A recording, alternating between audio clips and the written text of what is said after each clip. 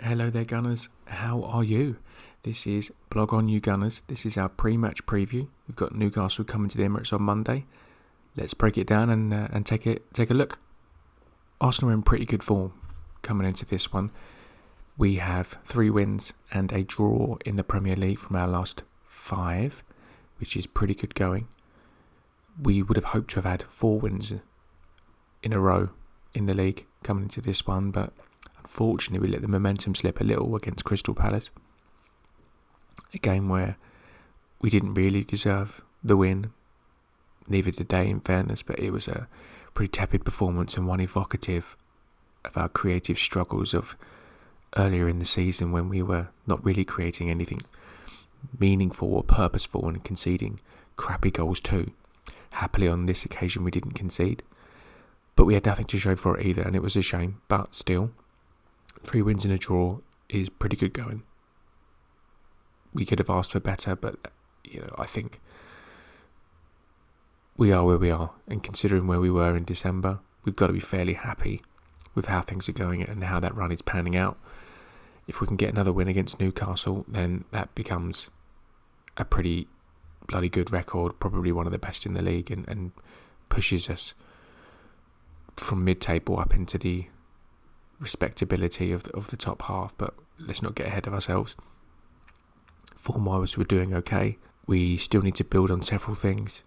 We seem to be getting there. We seem to have turned some sort of corner, but this Newcastle game is going to be more of a test to provide more evidence as to whether we have turned the corner or whether we're still in a building phase. We'll see. Plenty to think about in terms of form, but we're not bad. Newcastle, meanwhile, are in wretched form. They're not performing at all well under Steve Bruce, having started indifferent but solid enough to their campaign. They seem to have fallen off of a cliff fairly rapidly post-Christmas period, including a defeat to Sheffield United, a team hitherto without a win. That's the ultimate humiliation, in truth.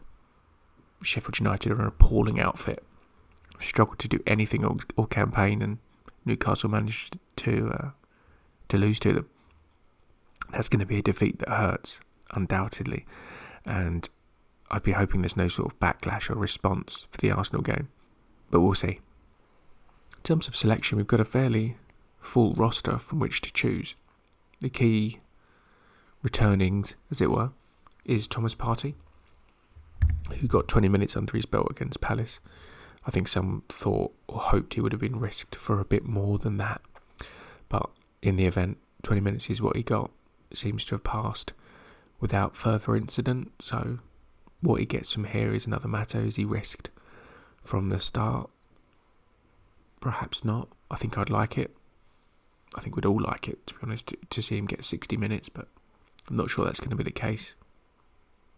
He may be spared again for the bigger fixtures we have to come, but at least he's back in contention and he can start to affect games in a way that produces some results in midfield, makes us a bit more dynamic, a bit more fluid, a bit more structured.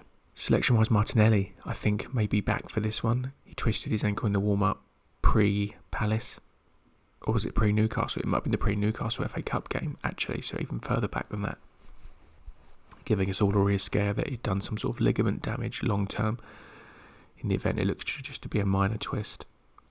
And he could be back in with a shout, and I think he needs to come back in. As cautious as we've got to be with protecting this kid. His dynamism and energy and impact are much needed, because the Palace game was pretty turgid from our point of view and lacked his sort of dynamism down the left.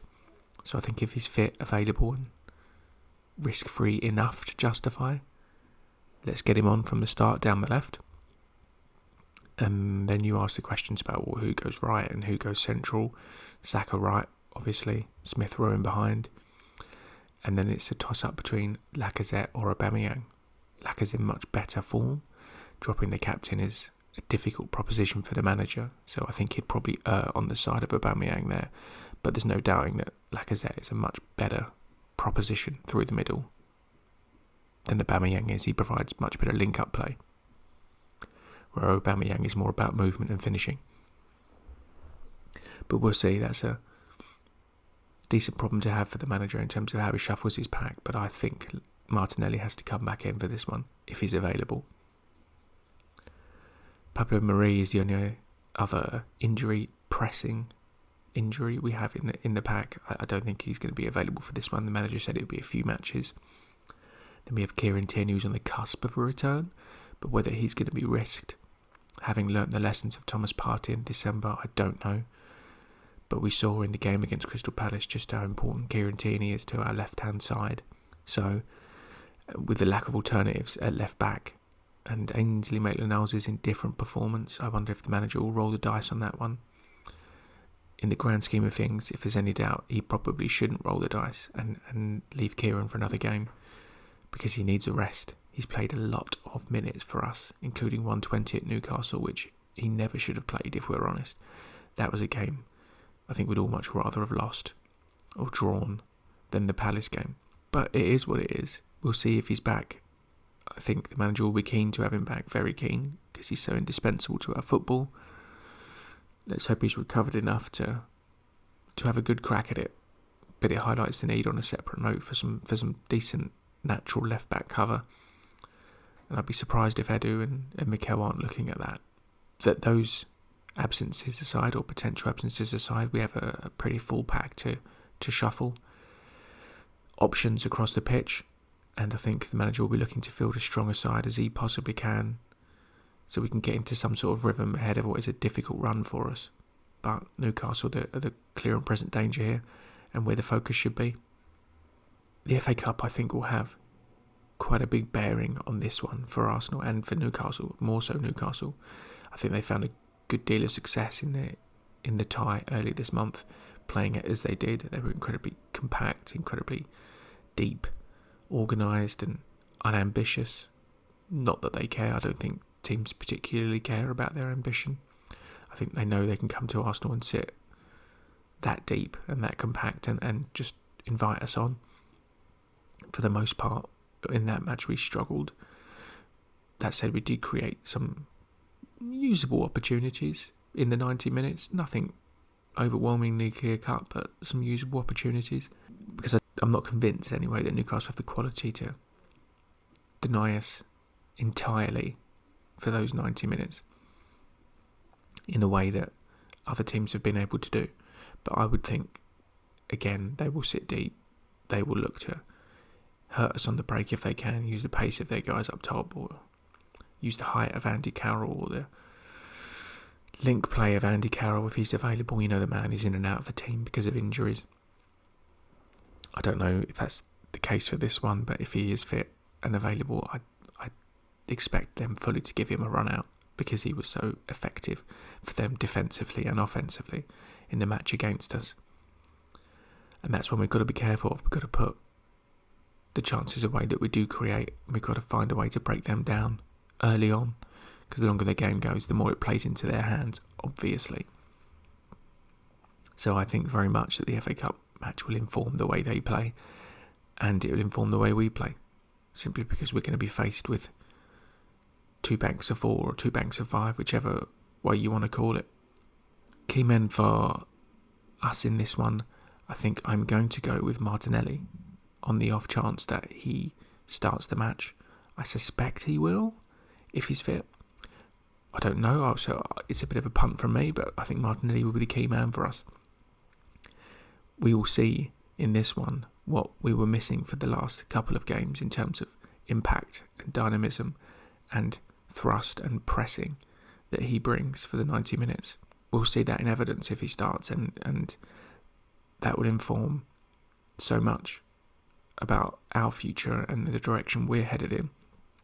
And if Tierney plays as well, it will also show us a bit more about their relationship and how that dynamic is going to work, as well as Martinelli's relationship with whoever plays through the middle. There's still a lot to learn about him as a player and how he links up with others, but what we do know is that he's brilliant and that he'll make a difference into any position in which he plays. So if he comes back, I think he'll have a big impact, he'll have a big sway on this game. It's rare that he has a quiet one or it passes off without incident. So let's see what he can produce. Let's hope he can finally get into a groove, because he's not played a lot of football and you can see he's desperate for it. In the last Newcastle match, I went for Joe Linton as key man, but I think what emerged from the last game and what Steve Bruce will take into this one if he can is that Andy Carroll, as ever, is a thorn in our side. The human beanpole can cause problems. He can cause problems for anyone, in fairness. But he'll cause a particular problem for us if he starts defensively. He clears up a lot of mess. And offensively, he causes problems as well. He's a pain in the backside. So we want to keep away from set plays and set pieces and avoid breaks and long balls up top, because he will be a thorn in our side, as I said. He'll play a big part for them if they can get him involved. So we've got to ensure that we isolate him, that nobody's able to get around him or up with him to support him, and that we keep the set plays and set pieces to a minimum. And in that way, we'll stop their only and most dangerous outlet, from what I can see. Obviously, what we're looking from this one is a win to keep up our recent good run. 4 games unbeaten is not to be sniffed at by any stretch of the imagination. And it'll stretch to 5, and that'd be fantastic. I don't want to get too far ahead of ourselves, but we do have a difficult run coming up. A lot of tough games that come thick and fast against teams that are above us. So we've got to make the most of playing this run of games against the teams in and around us and below us. We've got to collect all the points we can and hope that the belief and confidence that brings will carry us forward and carry some energy and belief into the tougher games to come. This isn't going to be a walkover though, just as Palace wasn't a walkover. They were a team with a plan, and God knows those sorts of teams cause us problems, cause us trouble at the moment because of our missing personnel and our missing midfield in a lot of ways. So, lots to think about, but this team are there for the taking, and we should be looking for the 3 points. We can't find ourselves shut out again. It's not an option. And that's it for this week, Gunners. I think we've broken it down pretty comprehensively. The job is clear for Arsenal. They've got to take this Newcastle team to pieces. Let's hope they do. I think they will. Ever the optimist. It's always the hope that gets you, isn't it? But I'll leave it there for now. You take care. We'll see you soon.